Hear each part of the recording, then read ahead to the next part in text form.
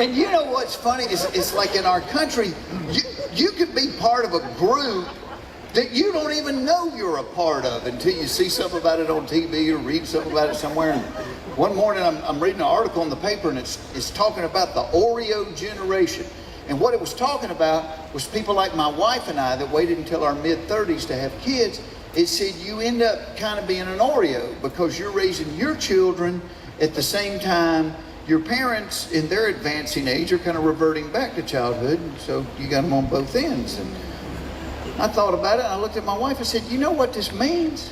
This means we got two that are out of diapers and two that are going into them. And as bad as it was with the little ones, I don't think it's going to be any more fun with the big ones. I don't want to be sitting there watching football with my father-in-law going, Ed, don't you lie to me, Ed.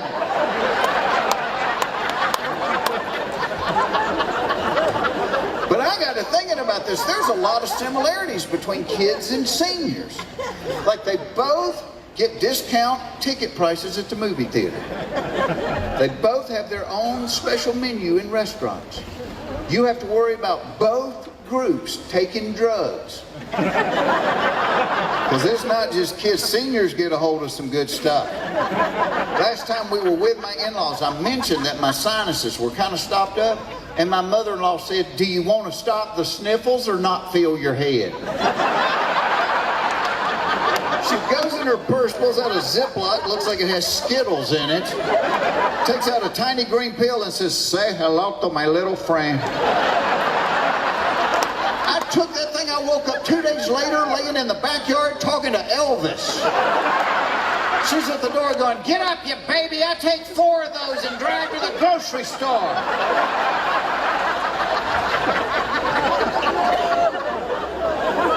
The kids don't listen to you, the seniors can't hear you. My mother-in-law has a hearing aid that she hardly ever wears because she thinks it doesn't look good. Which, as we all know, is the reason they give you a hearing aid. But you can tell when she's not wearing it because if she doesn't have it in, she talks louder than anybody on the planet. One night they come to visit around Christmas time. We go to the movies one night. Stand in line at the movie theater. She tapped me on the shoulder and said, don't look now, but the man behind us is cross-eyed as a bat.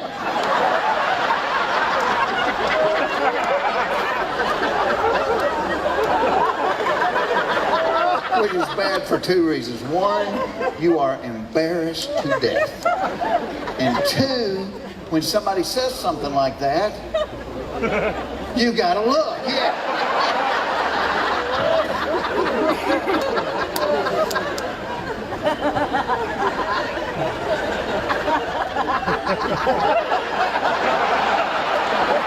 Turn around, this guy is glaring at me. Well, he may not have been glaring at me, but he was glaring at somebody.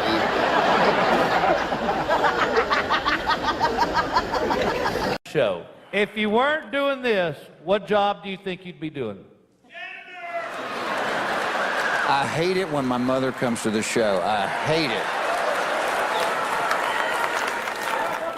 I don't know what, I'll tell you a job I think I might be qualified to do. I was doing a show 4 or 5 months ago in Huntington, West Virginia, and as I was flying in, we had to divert because the plane in front of us skidded on the runway because he forgot to put his wheels down. I mean, it seems to me that ought to be on the checklist somewhere. But they diverted us to this airport in Ashland, Kentucky. It's the tiniest airport I've ever been to, and then the guy that was supposed to pick me up couldn't find the Ashland airport because if you get behind that bush, you can't see it. You can't see it. So I sat there for like 2 hours with the 2 guys that work there part-time, and you think I'm making that up? I'm not. So, when they're not cutting grass, you know, they do the thing at the airport. So, and I asked them, I said, what is the most exciting thing that's ever happened here? And one of the guys said, well, last year a goose flew into the windshield of a Cessna. And I said, really? I said, did it break it? And he said, no. He said, them windshields are tough. He said, you know how they test them? And I said, no. He said, they shoot chickens out of a cannon at them. And I was thinking, I remember career day in high school. I remember plumbers, I remember lawyers. I do not remember a booth where you could sign up to shoot chickens out of a cannon at the windshield of an airplane, because there would have been a line at my school to do that. I got 15 years ago. I was out in public. We were at some kind of film festival. I had all my girls with me, and as always, when you have girls, they have to pee a lot, and they all went at the same time. I don't know why they all go together. I think they have a seesaw or something in there that requires more than one person, you know. So I'm standing out in the lobby waiting on them, and I notice a table from the Atlanta Mission. And so to kill time, I walk over and look at one of their brochures, and it's a homeless shelter in Atlanta. And I realized in reading it, oh, it's a faith-based place. And the guy was sitting there, and he said, you need to come down and have lunch with me sometime. And I wrote his phone number down on it, and I'm like, yeah, well, I might. But I'd spent my life doing fundraising for kids with cancer and all. I'd never done anything with homeless people. And in fact, this is the way I dealt with homeless people. When they came up to the window, I would reach and go, do I have $5 so they would go away? If I'm going to be honest with you, that's what I did. So he invited me down, and I asked him the first day, I said, why do you really want me here? I figured he wanted me to do a free concert or something and raise money for them, or to do their commercials on the radio or TV. And he said, no, I just wanted you to come down and meet some of the guys. Well, the first guy that sat down at our table was this 21-year-old kid named Jason. And I love knowing people's stories. That's where comedy comes from to me, is real life. And I said, Jason, what's your story? I said, you're 21. Why are you in a homeless shelter? And Jason said to me, well, he said, it was me, my brother, my mom, and my dad. And when I was 11 years old, my mom killed herself. He said, 2 years after that, my brother killed himself. And it was me and my dad. In my second year of college, my dad killed himself. And he said, I got to the point where I couldn't hurt anymore, and I started smoking crack.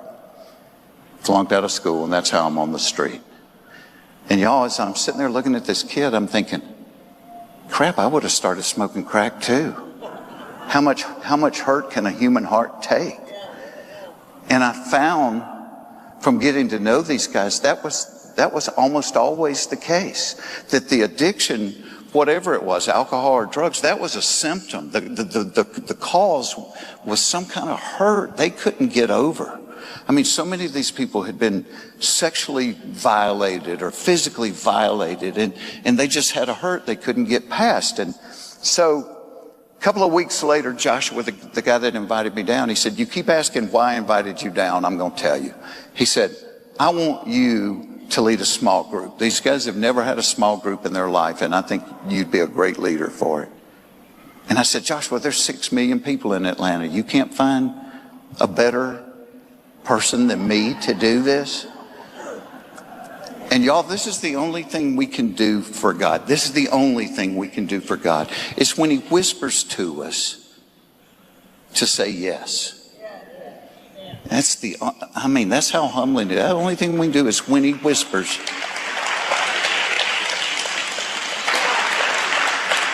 And God doesn't yell. I was reading a verse the other day, said there was a great earthquake, and then there was a great fire, and then there was a still, quiet voice. That's God. That's the still, quiet voice. God doesn't yell. That's why he tells you, be still and know. When I think about the Holy Spirit, I had somebody describe the Holy Spirit to me one time. Is the Holy Spirit kind of timid and doesn't say a whole lot? The Holy Spirit just always points to Jesus. It's like, so when the Spirit's talking to you about something, he's like, that's what he does to me. And so I said yes. I had no training. I'd been in a small group for years, but these are homeless guys. And I will tell you this about homeless people. Once you start learning their stories and they become somebody's son and somebody's brother and somebody's dad, the way you look at them totally changes. So I started leading this group, and in a tip of the hat to Chick-fil-A, I had to buy chicken biscuits just to get them to come. They wouldn't come unless I had chicken biscuits. So I had 12 guys, started with me and 12 guys. And they didn't really participate. They didn't talk a lot. So I was trying to think of questions for them. And one of my early questions, I said to them, I said, what is the Bible?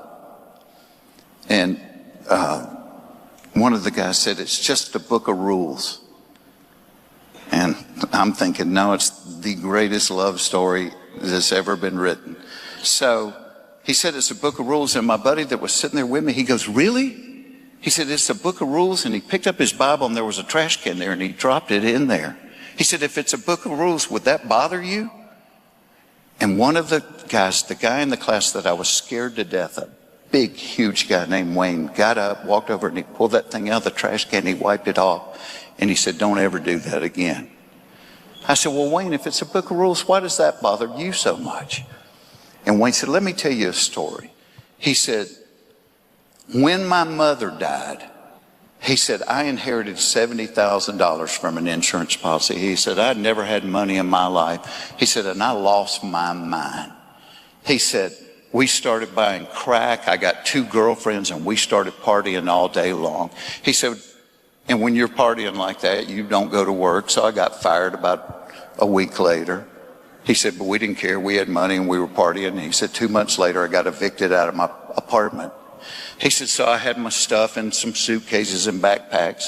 He said, and we just moved to cheap hotels and we're partying day and night. He said, but as we're moving around, I'm losing my stuff piece by piece. And he said, the only thing that I had from my mother was a Bible that she gave me when I was a little kid. And on the front page on the inside, she had written this love letter to me, telling me about how Jesus was the answer. He said, and as we're bouncing around, I realized I've lost the backpack that had that Bible in it. He said, this goes on for a few more months and then the money runs out. He said, next day the 2 girlfriends leave.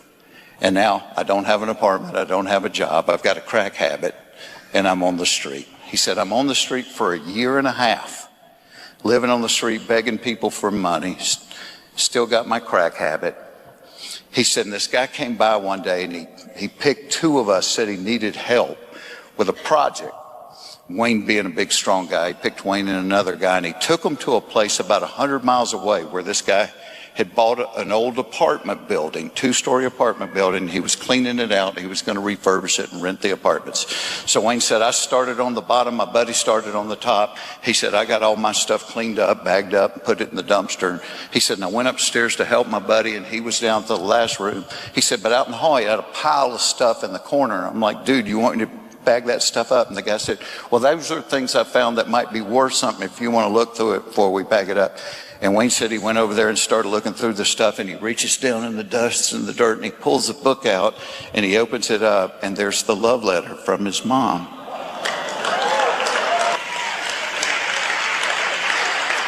It's his Bible. A year later, year and a half later, and 100 miles away. And he said, I collapsed to the floor and started sobbing. If you put that in a Hollywood movie, nobody would believe it. And he said, I figured if God was going to chase me that hard, I would finally quit running. Yeah.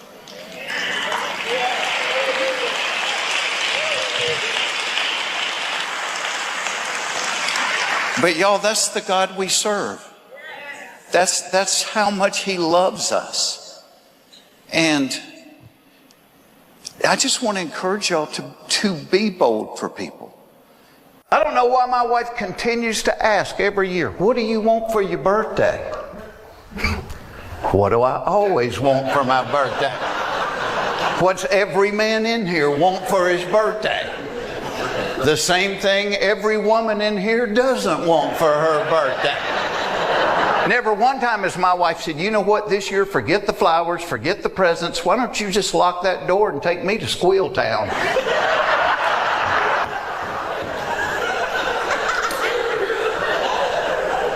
But it's what every guy wants. You could be visiting your 90-year-old grandpa in the nursing home and be like, happy birthday, Papa. Is today my birthday? It sure is. Well, help me get my pants off.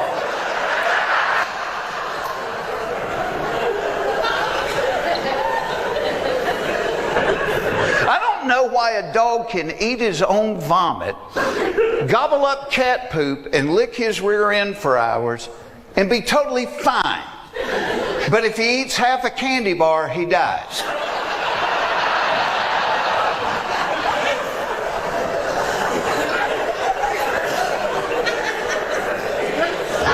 I don't know why in 2023 we still have jobs that we will call men's jobs or women's jobs. Like if there's a noise in the house in the middle of the night, whose job is it to go check out the noise? It's the man. Let's be, yeah, you never see this. Phyllis. Phyllis. Run downstairs, see what that noise was. Hey, bring me back a piece of chicken, okay? Now, if there's a noise in the house in the middle of the night, it is the man checking it out. In his underwear, carrying a baseball bat. Because that is the official uniform of suspicious noises, underpants and a baseball bat. I don't know what we're hoping to find, some guy in the living room in his underwear with a ball.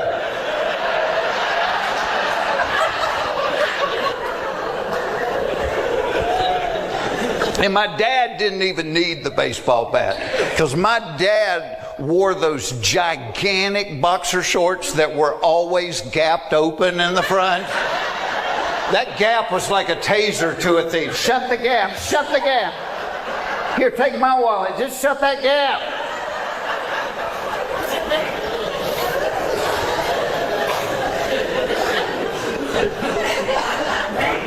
I don't know why every time I get great tickets to a concert, I always end up being seated next to somebody that has to sing every song at the top of their lungs. So several years ago, Simon and Garfunkel came to Atlanta. My wife wanted to go. She had a couple of friends that wanted to go. Well, my mother-in-law wanted to go. Quick backstory on my mother-in-law. My mother-in-law has hearing aids that she refuses to wear because she thinks they don't look good. But because she doesn't wear them, she can't hear a lick. She talks louder than anybody on the planet. One night, around Christmas time, we go to the movies. We're standing in the long line at the concession stand. My mother-in-law walks over to me and goes, "Don't look now, but the man behind us is cross-eyed as a bat."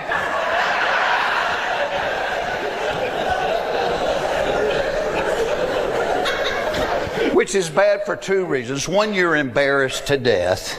And two, when somebody says something like that, yes, you've got to look, you know. Then I'm like,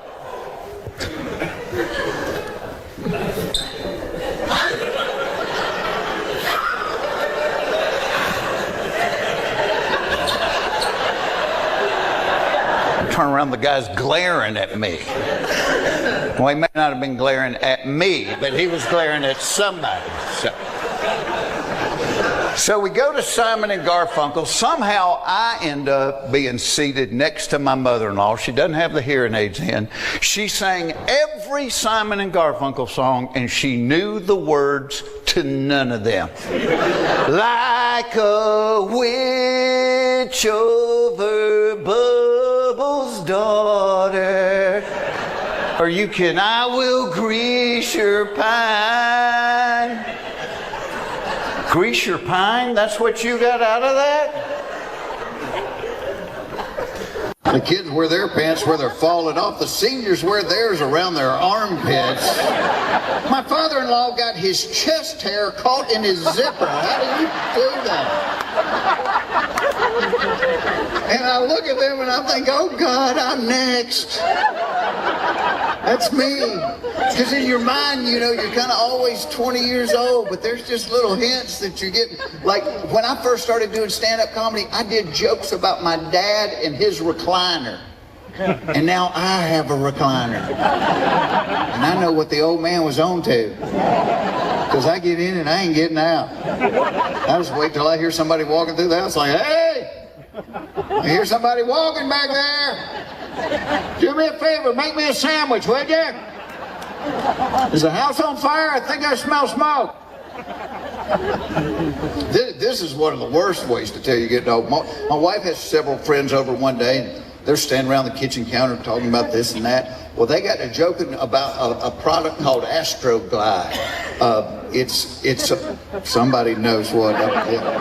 It's a lubricant, and apparently it's really good. To hear them tell it, you could put it on a Cadillac and get it in a doghouse. But as they're talking about this, I swear to you, my first thought was, I bet I can put that on the poles the bird feeders are on and keep the squirrels off of it.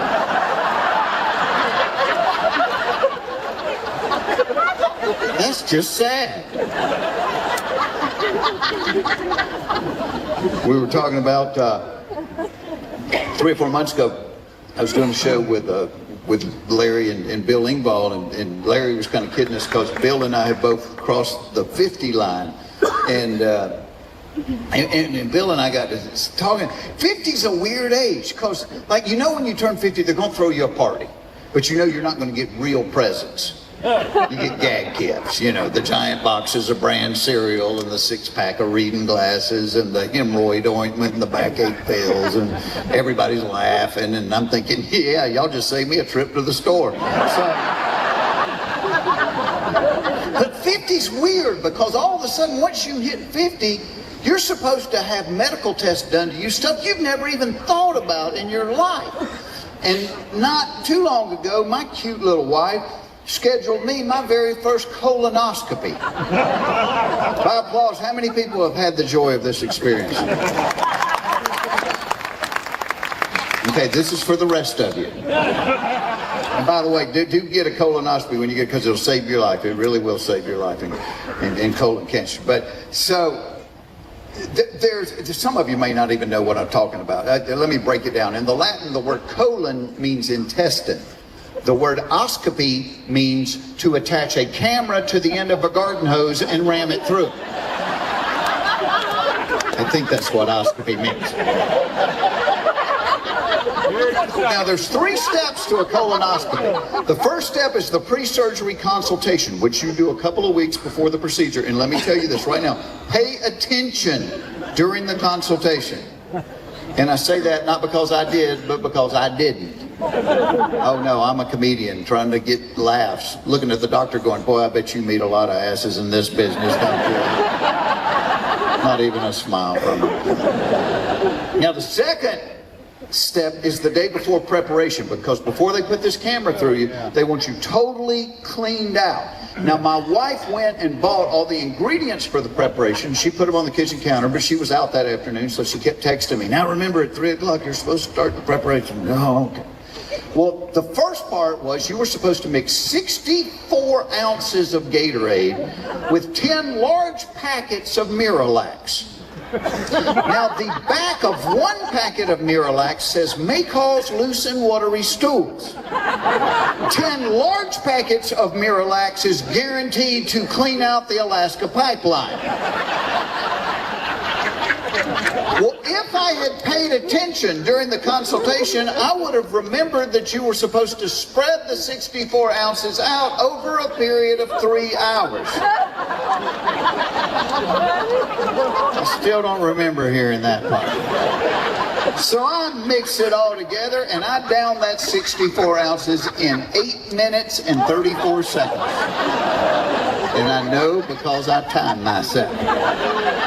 Now the only thing left on that counter is a bottle of something called magnesium citrate. 2 drops of this stuff will pull the Eiffel Tower out of the earth. And I remember the doctor saying everybody needed to drink at least half a bottle, but some people might have to drink the whole bottle. And I thought, well, I don't want to have to come back and do this again later, so I popped the top, cold my nose, and I downed the whole thing. Now, in just over 10 minutes, I had completed the preparation cycle that's supposed to take 4 hours.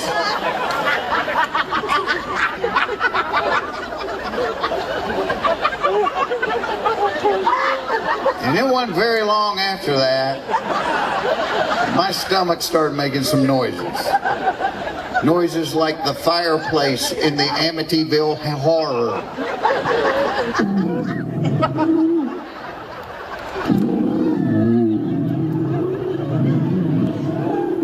Run through the bowels, run through the bowels, run through the bowels.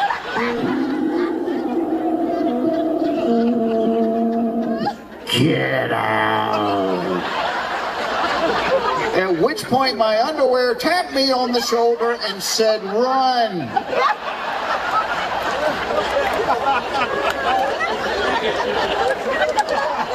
The first volley took my feet off the ground. I was physically afraid.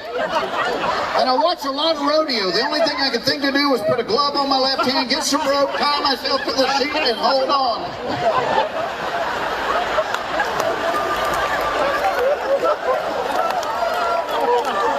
I passed everything I've ever eaten in my entire life. I passed things I'd only thought about eating. I passed things my neighbors had eaten. I passed a red bicycle we keep in the garage. And 1 hour later, what was coming out of me was so pure, it could be legally declared mountain spring water. And I was ready for my test.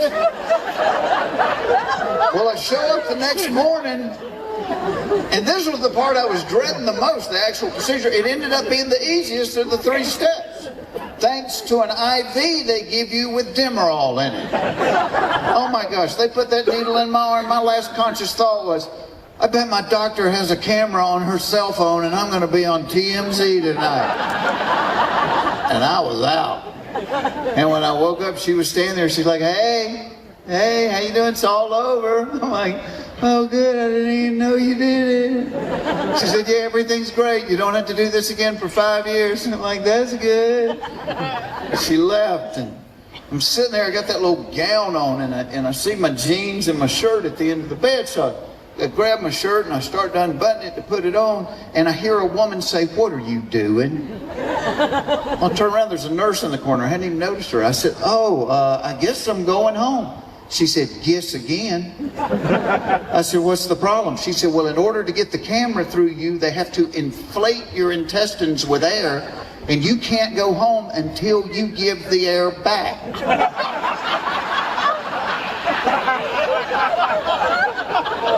I said, all right, I will. She said, well, I have to verify that you do. At which point I noticed she is holding a pen and a clipboard. And I remember career day in high school. Nobody told us you could get paid good money for rating farts on a clipboard. Because I have friends that do that all the time for free. But here's the problem. I grew up in the South. My mother taught me never to do this in front of a woman, especially a woman I don't know. And so even though I really need to do what she wants me to do, I can't. I lock up.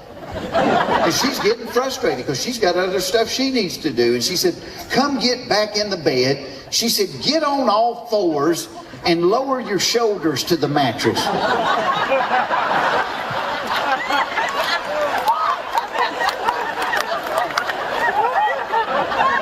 Feeling like a big star right about there. But as soon as I get in that position, I can tell this is going to work. And I thought, well, if I'm going to embarrass myself in front of this woman I don't know, why not do like I did with the preparation and just get it all over with at one time? So I thought back to my wife's childbirth classes and that breathing they taught her. And I did the big push just like they showed her to do. And what came out of me was so loud and so long, Fred Flintstone clocked out from work. And I said, can I go home now? She said, please do.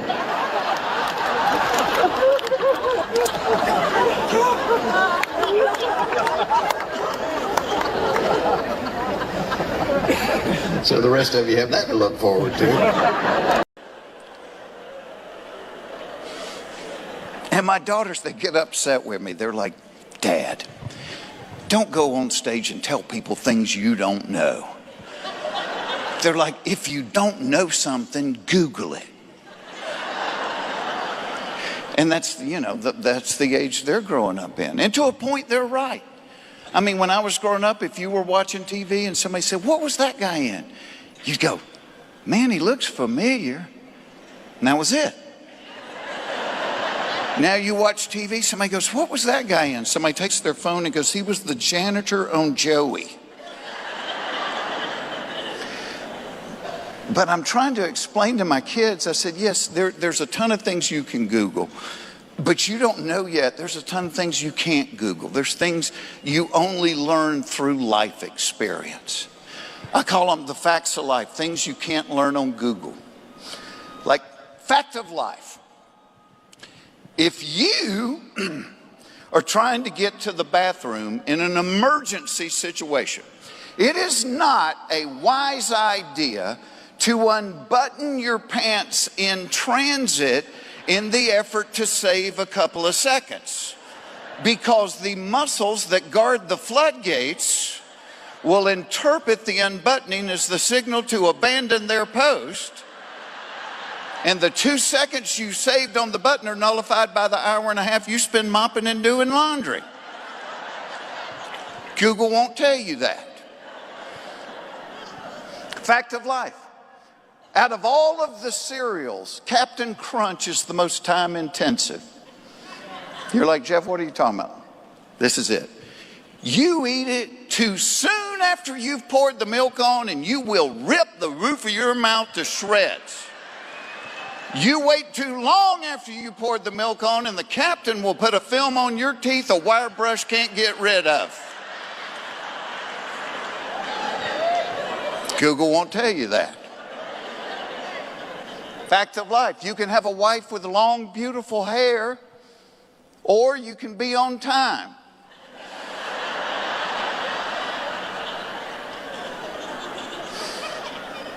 Speaking of wives, fact of life. If your wife hints that she might be in the mood, your kids will sense it and won't go to bed for 3 years. Speaking of kids, fact of life. The more kids you have, the worse your parenting becomes. People that only have one child are making homemade baby food out of organic vegetables they're growing in their own backyard. You know, by the time that fourth child rolls around, you're smoking a cigarette while you watch your toddler pull a year-old milk dud out from under the stove and eat it. Pick the cat hair off of it before you put it in your mouth, dummy.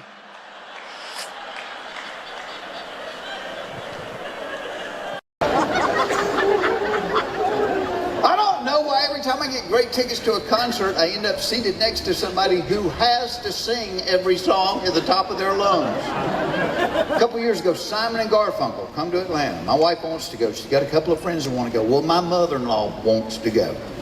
My mother-in-law ended up seated next to me without her hearing aid. She sung every song as loud as she could, and she knew the words to none of them. Like a witch over Bubble's daughter. Are you kidding me? I will grease your pine. Grease your pine. That's what you got out of that.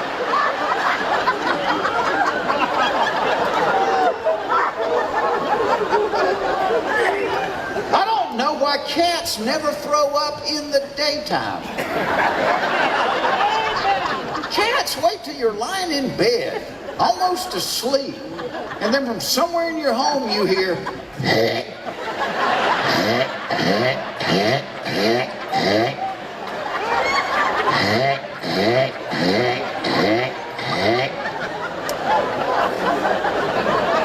remind me to put my slippers on in the morning. And you do want to put your slippers on, because you find that with your bare foot, you don't need coffee, because you are awake and looking for a cat.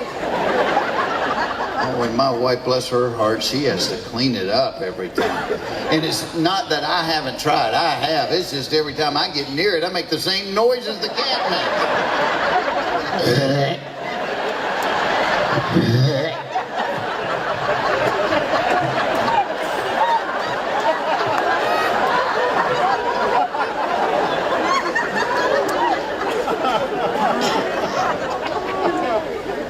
try to get smarter, you know. Like my wife and I try to watch those shows where you learn something once in a while, like Dateline and those. And you know, on those shows, like almost every other week, they'll showcase some disease on there. I swear to you, week in, week out, no matter what the disease is, my wife will have it. I have it. I have every one of those symptoms. I'm like, you do not have testicular cancer. You don't even have testiculars. But they've made us medically paranoid. You know, when I was a kid, there was two kinds of medicine in the world. You had aspirin and camphopheny. Cured everything.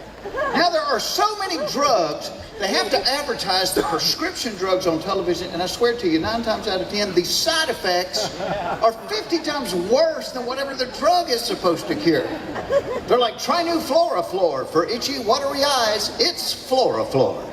Side effects may include nausea, vomiting, water weight gain, lower back pain, receding hairline, eczema, seborrhea, psoriasis, itching, chafing clothing, liver spots, blood clots, ringworm, excessive body odor, uneven tire wear, pyorrhea, gonorrhea, diarrhea, halitosis, scoliosis, loss of bladder control, the shanks, warped floors, cluttered drawers, low resale value on your home, feline leukemia, head lice, clubfoot, MS, MD, VD, fleas, acne, anxiety, sleeplessness, drowsiness, parvo warts, unibrow, lazy eye, fruit flies, chest pains, clogged drains, hemorrhoids, dry heaving, and sexual dysfunction.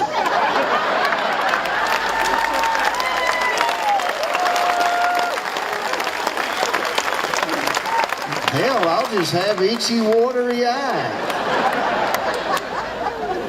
And I love the Cialis commercial. They tell you on the Cialis commercial, if their product does what it is supposed to do for more than 4 continuous hours, you should go to the hospital. I might go to the hospital, but I'm going to be wearing that little gown they give you backwards and walk in the halls, baby. How you doing? Who's got a flag? You want to hang that coat up? Come on.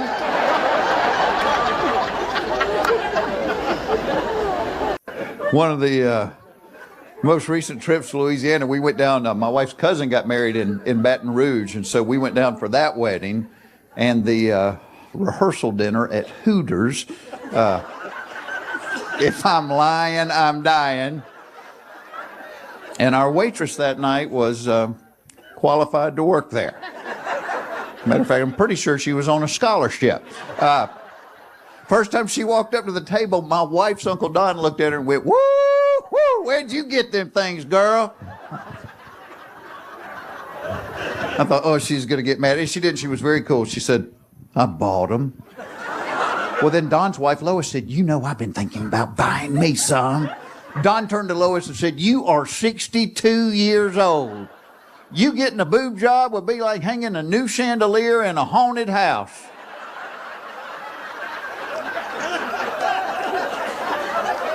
This is the blood that flows through my children. And when we went to the wedding, we stayed with my wife's mom and dad. In fact, we spent 5 days with my in-laws, which on life's list of fun things to do comes in right below sitting in a tub full of scissors. And everybody here has family like this. You have people in your family, you love them. You love them to death. You just don't do real well when you have to share the same house, because your lifestyles are different. And that's the case with my in-laws. I mean, they're getting on up there. They're in their golden years. And see, I'm out late at night doing this kind of thing. And bless their heart, it's all they can do to stay awake through the Wheel of Fortune. You're at their house, you watch American Idol, you feel like a hellraiser. It's 9 o'clock, we're still up, we're crazy! But because they go to bed so early, they get up early, which is fine. If, like normal human beings, they drink coffee and read the newspaper. That's not what happens in the nut house. My father-in-law, who is retired, who has nowhere to go, gets up at 5:45 every morning of his life. He walks straight into the den and starts watching the Discovery Channel at a volume normally reserved for movie theater sound commercials. So you're lying in bed. The sun has not thought about coming up.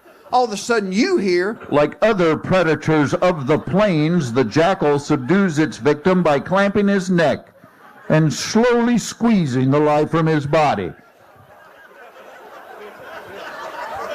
you're in the bed going, you know what, that ain't a bad idea. And it's a weird sensation to be mad and learning at the same time. Second morning we were there, I learned everything there was to know about the African willow fly before I had even peed. You know that fly only lives 28 hours? That's his entire life, 28 hours. I'm lying in the bed thinking, boy, you only live 28 hours? You can't afford to have a bad day. And what happens if you get involved with a girl that wants to take it slow? Honey, we're going to be dead in 3 minutes. Spread your tiny wings and fly away.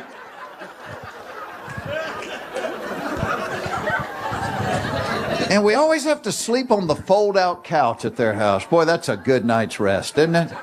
Got that one iron bar under your skull, one under your pelvic bone, that last one under your ankles. Sleeping on that thick, thick mattress. I've eaten bologna thicker than the mattress on the fold-out couch. And boy, they keep that house a little warm. The inside of their house is about the same temperature as the bottom of a rocket when it's this high off the ground. And they walk around in sweaters. Is anybody else cold? Is it just me? Is anybody else cold? Hell, I'm naked on the tile bathroom floor, gasping for air. Well, I remember when I was in the 4th grade and the firemen visited our school, they told us that's where the last oxygen would be, right there next to the floor. I'm in the bathroom so long, my mother-in-law's beating on the door. Do you need a Correctol? You eat too much cheese. And I'm not making fun of old people. I'm not. Because I really do believe that's the goal of everybody here tonight. We all want to live long enough to someday be an old person. I do. I not only want to be an old person someday, I want to be a burden to my children. Oh, I know the day's coming. My kids are going to be on the phone with each other going, it's your turn to take Daddy for a while. Oh, he's making those noises. He doesn't even know he does it. If you don't come get him, Todd and I are going to get a divorce. It's going to be your fault.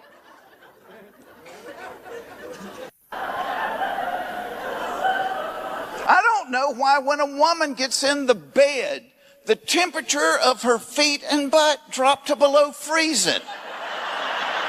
It could be 98 degrees outside. That butt is ice cold. And want to put it on you. It's like snuggling with a butterball turkey.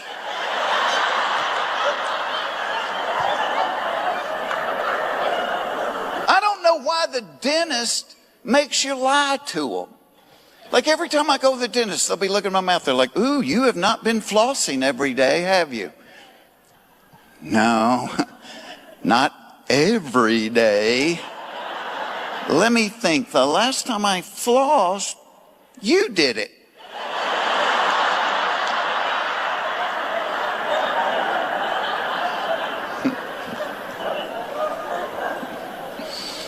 I don't know why the bank leaves the vault door wide open, but changed the 25-cent ink pen to the counter. And why does the drive-up banking window have directions written in Braille? They do. Look at it the next time you're there. I don't know why the people with the worst breath always stand the closest to you when they talk. They're like, guess what? I don't know. You have a dirty diaper in your mouth? Can I tell you something? Okay, but do it quick. I can only hold my breath for 30 seconds. You always try to offer them a piece of gum or a mint. They never take it. They're like, oh, no thanks. I don't like the way those taste. Yeah, I can see where you wouldn't prefer peppermint to that cat poop you're gnawing on right now. That's...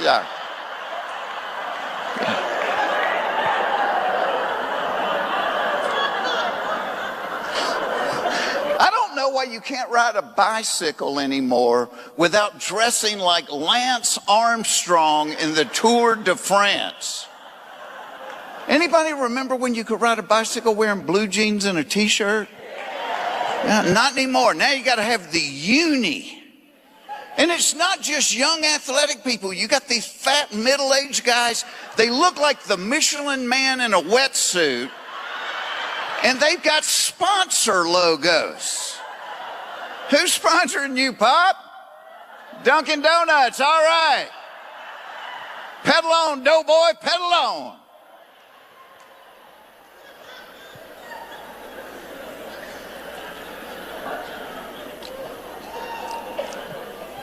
I don't know why only rednecks are seeing UFOs. And here's the thing, you got to discount a ton of that stuff right off the top, because my Uncle Jerry swore they had crop circles in their yard.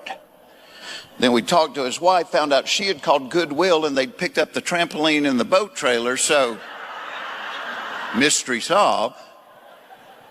But let's just say aliens are coming to Earth and they didn't want people to know they were coming to Earth. It would make sense that they would only reveal themselves to rednecks. Well, because A, we usually live out in the country, so not going to be a lot of witnesses. B, we have no credibility with the media.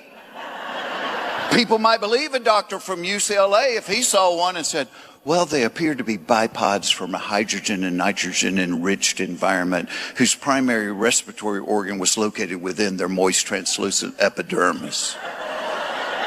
As opposed to Cletus in his overalls going,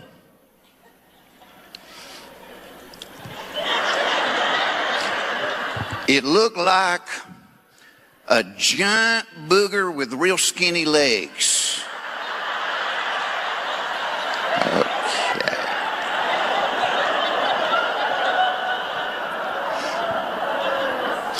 I don't know why a dog can eat his own vomit, gobble up cat poop, and lick his rear end for hours and be totally fine.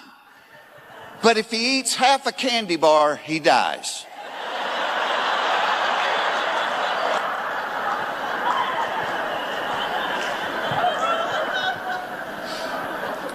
I don't know why in this age of sexual equality we still have jobs that we will call a man's job or a woman's job. Like if there's a noise in the house in the middle of the night, whose job is it to go check the noise out? It's the man, let's be honest. Yeah, you never see this. Phyllis, run downstairs, see what that noise was. Hey, and bring me back a piece of chicken, okay?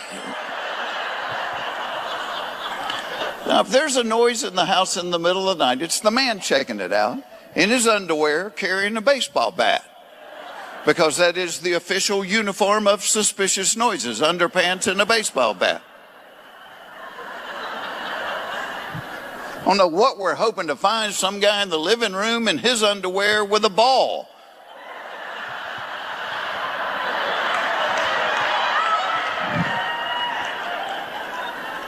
And my dad didn't even need the baseball bat, because my dad wore those gigantic boxer shorts that were always gapped open in the front.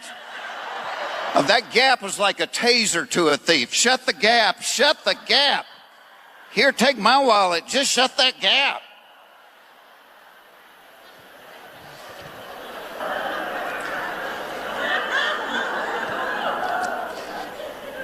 I don't know why every time I get great tickets to a concert, I end up being seated next to somebody that has to sing every song at the top of their lungs. So I live in Atlanta. Several years ago, Simon and Garfunkel came to Atlanta. My wife wanted to go. She had a couple of friends that wanted to go. My mother-in-law wanted to go. Give you a little backstory on my mother-in-law. My mother-in-law has hearing aids, but she hardly ever wears them because she thinks they don't look good. But when she doesn't wear them, she cannot hear a thing, and she talks louder than anybody on the planet. One night around Christmas, we went to the movies one night. We're standing in that long line at the concession stand. My mother-in-law walked over to me and goes, "Don't look now, but the man behind us is cross-eyed as a bat."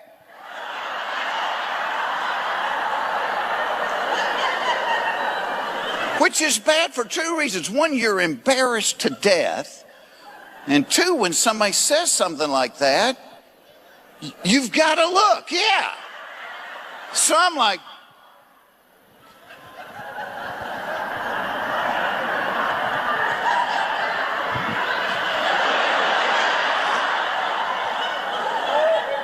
poor guy was glaring at me. Well, he may not have been glaring at me, but he was glaring at somebody. So we go to the concert. Somehow I end up seated next to my mother-in-law.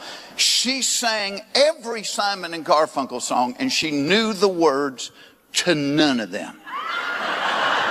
Like a witch over Bubbles' daughter. Are you kidding me? I will grease your pine. Grease your pine. That's what you got out of that.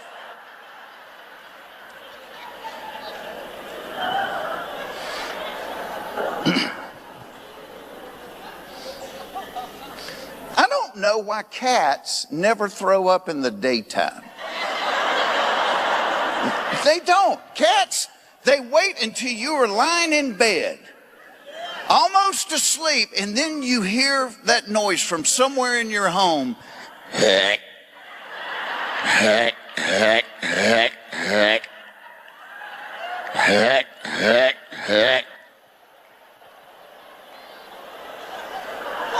Remind me to put my slippers on in the morning. And you do want to put your slippers on, because you find that with your bare foot, you don't need coffee, because you are awake and looking for a cat. And my poor wife, bless her heart, she has to clean it up every time. Well, it's not that I haven't tried. I have tried. It's just every time I get near it, I make the same noises the cat makes.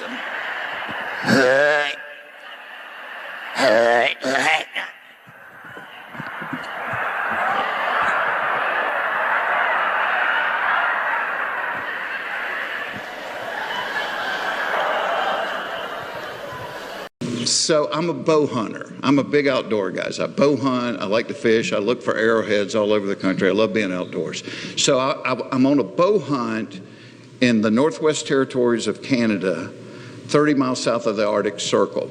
And anybody that says we're running out of places for people to live has never been up there, because it's like the moon. There's nothing. I mean, we were staying in this little, we got dropped off by a float plane, and we were staying in this little lean-to down by a lake, but to hunt these caribou, they lived up above the sheep. I didn't know that. I thought, caribou, I've seen them on TV. They go in herds of thousands, and you just hide behind a rock and shoot one. Hell no. They're up there above the sheep. And I'm like asking the guide, where are we going to go? He goes, well, see the top of that mountain? I'm like, oh, no, really? He goes, no, the mountain past that. That's where we're going. So you just walk your butt off. So the first day we go up there, and it seems like we walked forever, and we found a few caribou, but none we wanted to shoot. So we stay out there glassing all day, and at night we're walking back. And I mean, we've probably walked 10 or 12 miles. You know, you got these backpacks on, you're carrying your bow, and you're dead tired. And as we crest the hill down in the valley, I can see the lake where our lean-to is. And our guide's like, come on, we're going this way to the left. I go, dude, no. I said, we can cut straight down through here and cut the distance in half, and we'll be back at the lean-to. He goes, we could, but that's where all the grizzly bears live, is right down in that valley. And I'm like, why don't we go this way over here? But I learned an important lesson in that is don't guide the guide. Don't guide the guide. He's the reason you paid him to be there. Well, it was the same thing in my life. I didn't have a great father modeled for me, but that didn't mean I couldn't be a great father. What I needed to do was to find guides. And so I would look at guys that I knew that were great dads, and I would just pick their brains. I'm like, tell me, how do you be a great, I don't know. Tell me how you be a great dad. I would find guys that were great husbands. And I'm like, tell me how to do this. You know, every guy in my family has been divorced for the past 7 generations. How do I be a husband that doesn't end up like that? And you know, one of the things that I learned, and that's why being authentic is so important, because you're not just being authentic with other people, you got to be authentic with yourself. You got to be authentic and tell yourself, hey, this is where I know that I've got a blind spot or I got a weak spot. Because mine was never alcohol. I mean, I don't have anything against it. It doesn't do it for me. I'm just not a big drinker. It's never been drugs. I'm not going to tell you that I haven't tried things way back in the past, but that never did it for me. But like my dad, I have always appreciated a good-looking woman. So like when we were doing the Blue Collar Tour, and this is going on, I've done stand-up for almost 40 years. This has always been the way I do it. But I knew out of the things that get men in trouble, that's where I was vulnerable. The other two, I wasn't going to go out and do heroin. I wasn't going to go out and get blackout drunk. But I like a pretty girl. So when we would do Blue Collar, at the end of the night, we'd get through with the show, and the other guys would always go out and hang out at a bar. And they would go, Fox, come on, then let's go have a beer. And I'm like, no, I'm just going to go back to my room and order room service and call home. And it wasn't that I thought having a beer was a bad thing. Not at all. Here's what I knew. I knew Jeff, not being a drinker, if he had 1 beer and we were having fun and laughing and cutting up, I'd probably have 2 beers. And if I had 2 and we're still laughing and drinking and cutting up, I might have 3 beers. Well, now, Jeff's getting happy, and all it takes is somebody in a low-cut dress that smells good sitting down next to me, and I'm going to start flirting with her. And I'm in a really precarious situation where I can do the same thing that my dad did. And so I'm like, be wise. Don't put yourself in a situation where you're going to be vulnerable. Because if you break that thing at home, you can glue it back together, but it's never the same. It's never going to be the same. So be wise and don't if your thing is alcohol, don't go out to the bar. It's going to get you in trouble. Be honest with yourself. I mean, all of us have weak spots. All of us have blind spots. But be wise enough to avoid those spots. Because here's what happens. Trust, and you know this with your friends, trust is built, it's like a cup of coffee. You build trust 1 drop at a time. When you meet somebody, you don't know nothing about them, you have no trust. And then you'll go out and you'll do something together and you go, I really like that dude. And you got a couple of drops of trust in there. And then over the months and over the years, that cup fills up 1 drop at a time and it's full. But when you break trust, it's like breaking the bottom out of that coffee cup. You don't lose it a drop at a time. You lose it all at once. And when you lose it, it never comes back the way it was before. And so for me, yeah, I like a pretty girl, but I didn't want my kids to look at me that way. I didn't want my kids to look at me the way I would look at my dad when he was on marriage number 4 and we'd go out to eat somewhere and he'd start flirting with the waitress and I'm like, holy crap, here we go again. You know, because he may end up leaving me at the restaurant and leaving with her. I mean, he was good. He was really good. Now,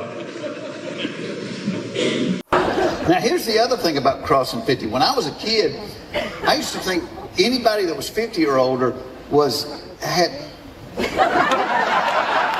What the heck? I feel like I'm in Aerosmith or something.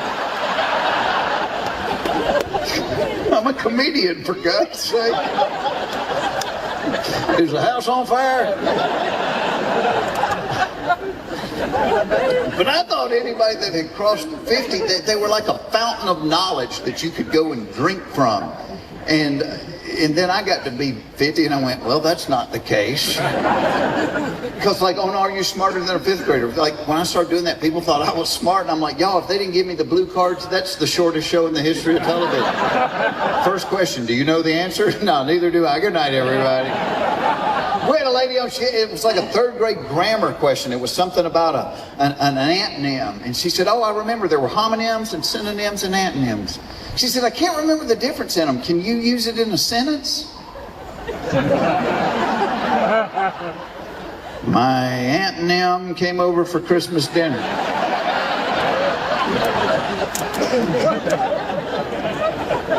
But I started thinking about all the stuff that I didn't know, and it's a lot longer list than the stuff I do know. But it's stuff I thought I would know by now. I mean, I don't know how they know how long to make the cord for the first bungee jump at a new place. All right, Ed, let him jump! All right, Ed, shorten it up a little bit. Give his girlfriend a free t-shirt. I don't know why the dentist makes you lie to him. Every time I go to the dentist, he'll be looking at my mouth. He's like, oh, you have not been flossing every day, have you? No, not every day. Oh, let me think. The last time I flossed, you did it. I don't know who closes the door when the bus driver gets off. Don't think about that one too long. You get a headache, I promise. I don't know how women can lie down on the couch and take a nap without sticking their hand in the front of their pants. How do y'all do that? See, men have a sleep button located right there. Take our hand, put it on that button, and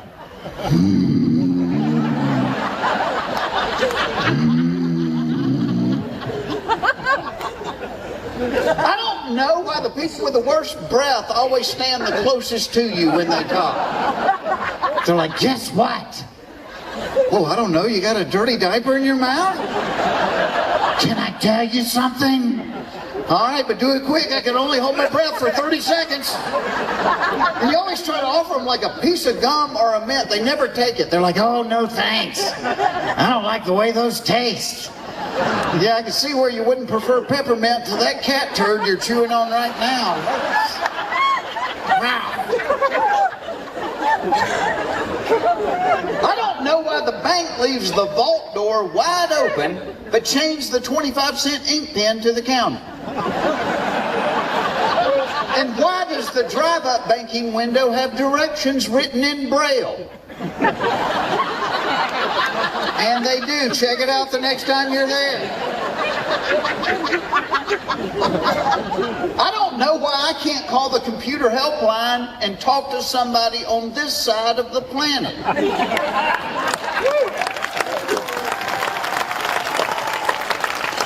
Every time I call the computer helpline and get, hello, this is Kevin. What is the problem you are currently experiencing?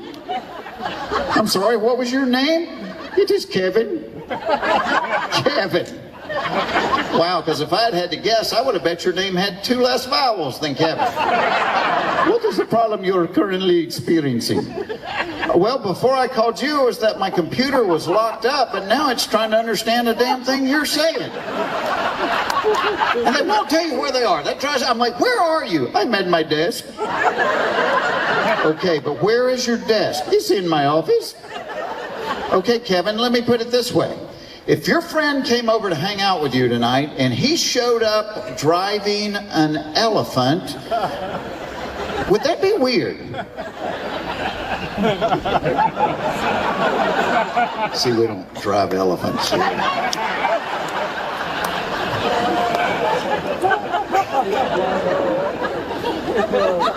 I don't know why a new razor costs $6, but a pack of 8 replacement blades cost $2,000. Why are razor blades so expensive?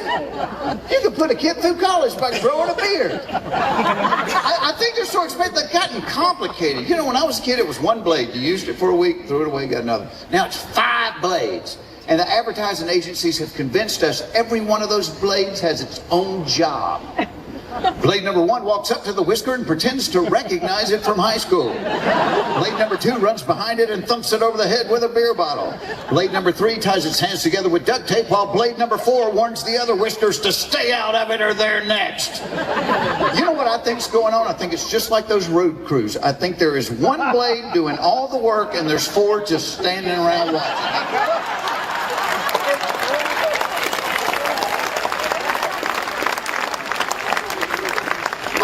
Why you can't ride a bicycle anymore without dressing like Lance Armstrong in the Tour de France. Anybody remember when you could ride a bicycle wearing blue jeans and a t-shirt? You can't do it now. Gotta have the uni. And it's not just young athletic people, like fat middle-aged guys look like the Michelin Man in a wetsuit. And he's got sponsor logos. Like, who's sponsoring you, Pop? Dunkin' Donuts, all right. Pedal on, doughboy, pedal on. I don't know why only rednecks are seeing UFOs. And here's the deal. You got to discount 90% of that stuff right off the top. Because my Uncle Jerry swore they had crop circles in their yard. Then we found out that his wife had called Goodwill and they had come and got the trampoline and the boat trailer. So, mystery solved. But let's say there really were aliens and they really are coming to Earth and they didn't want people to know that they were coming to Earth. It makes sense they would only reveal themselves to rednecks. A, we usually live out in the country, so there's not going to be a lot of witnesses. B, we have no credibility with the media. See, people might believe a scientist from UCLA if he saw one and said, well, they appeared to be bipods from a hydrogen and nitrogen-based environment whose primary respiratory organ was located within their moist, translucent epidermis. As opposed to Cletus in his overalls going, it looked like a giant booger with real skinny legs.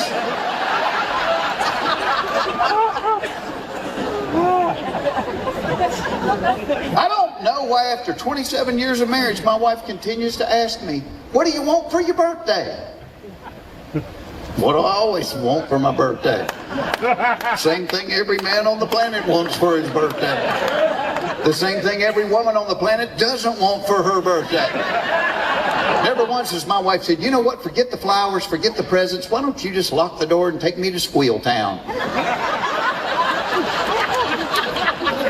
But it's all any man wants. You can be visiting your grandpa in the nursing home and be like, happy birthday, Papa. Is today my birthday? It sure is. Well, help me get my pants off.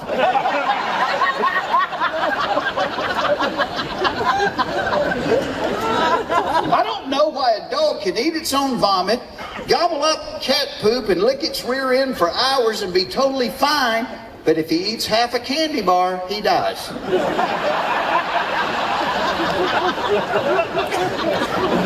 They need to renegotiate that one. I don't know why in this age of sexual equality, there are still some jobs that are the man's job or the woman's job. Like if there's a noise in the house in the middle of the night, whose job is it to check that out? Man. Yeah. Never see this. Phyllis. Phyllis. Run downstairs, see what that noise was. Hey, bring me back a piece of chicken, okay? Now, if there's a noise in the house in the middle of the night, it's the man checking it out. In his underwear, carrying a baseball bat. Because that is the official uniform of suspicious noises, underpants and a baseball. I don't know what we're hoping to find. Some guy in the living room in his underwear with a ball.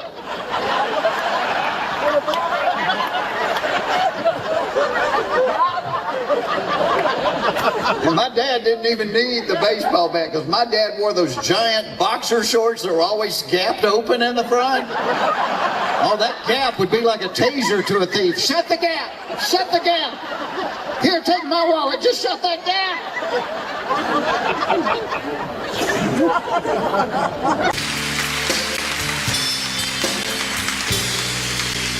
Thank you. I really have nothing left to talk about. I was backstage watching the guy before me, and my act's kind of down the toilet at this point.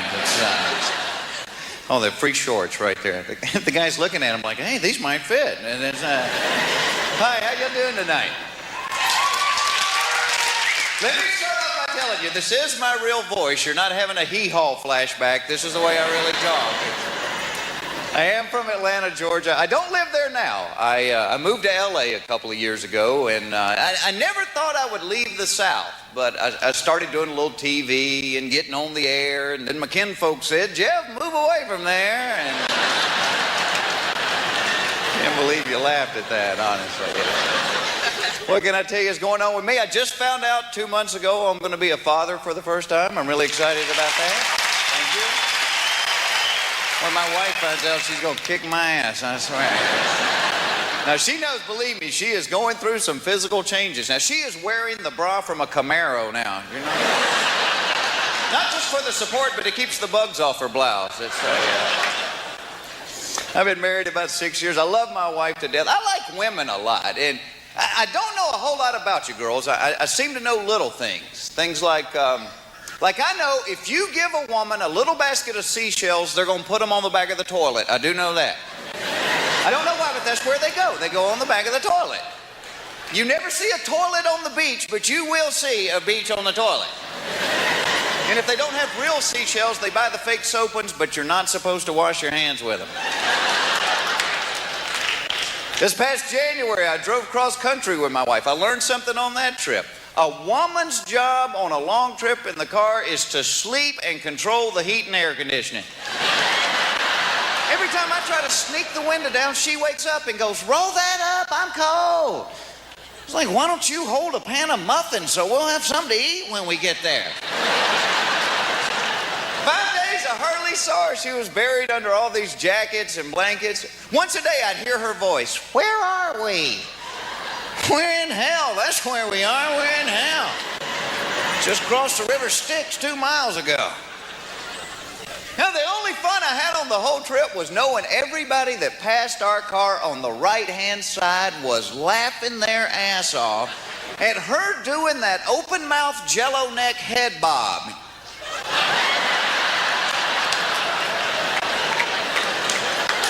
They're laughing at you and you don't even know it. And don't get me wrong, you need a woman on a long trip in the car. You need them. Because they always have food hidden away and they can keep you alive. Well, see, men don't want to stop for food. Men don't want to stop for anything. Because men want to be able to get there, to walk in the front door and go, made it in 5 hours, 18 minutes.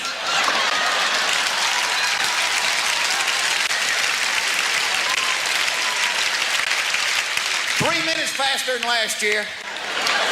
Didn't even stop for gas. Pulled up behind a tanker truck. We hooked up with him. Had the kids pee out the window, and here we come, buddy."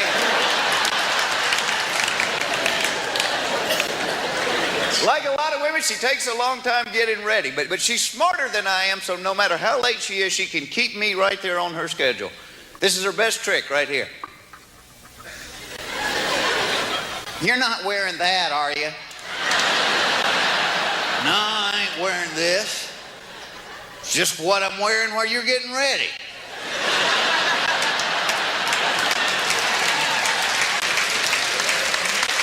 And being a man, we have no idea what's wrong with it. We try on everything we got. What about this? A sweater and a bathing suit. What do you think about that, huh? I got more. Hold on, I'll be back. It amazes me, as little as men know about fashion, girls, you still ask our opinion about stuff. We'll be ready to walk out the door. My wife will say something like, "Honey, which earrings do you like better, the white ones or the black ones?" "Oh, hell, I got a 50-50 shot at this."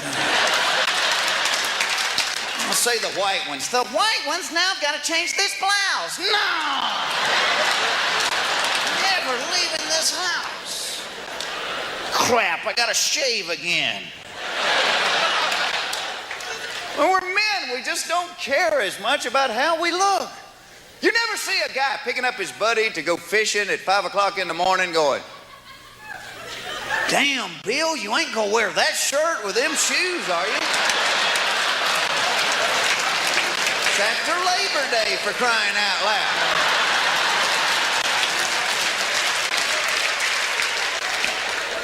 She worries about stuff. She has things in that bathroom, the vault, I call it, because the door's always shut and whatever goes on in there costs a load of money.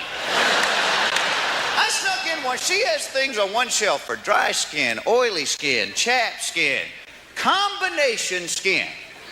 Have you ever known a man with combination skin? I mean, let's say somewhere out on the construction site. Hey, Donnie! Drop the hammer! Come in a trailer. Now, Donnie, I'm not trying to hurt your feelings, but you have dry cheekbones and a greasy forehead. It's combination skin, Don. Well, I didn't want to say anything, but the men been laughing at you and calling you Mr. Flaky Face. Same thing with smell. She asks me every day, do I smell good? Like the way I smell? See, because if men have an odor, it's usually an accident. Charles, what is that alluring fragrance? Oh, that's Michelob. I hit a bump in a truck.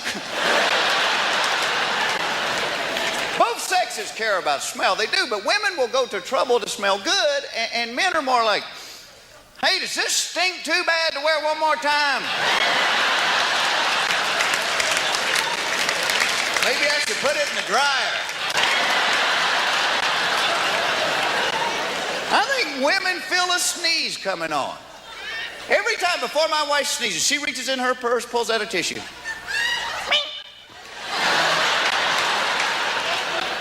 See, men have no idea we're going to sneeze. We could be riding a bus somewhere, be like, doo-doo-doo-doo-doo, what? Oh, man, I'm sorry about your shirt. You can put that in the dryer, that'll be all right, yeah. God bless you, take care of yourself.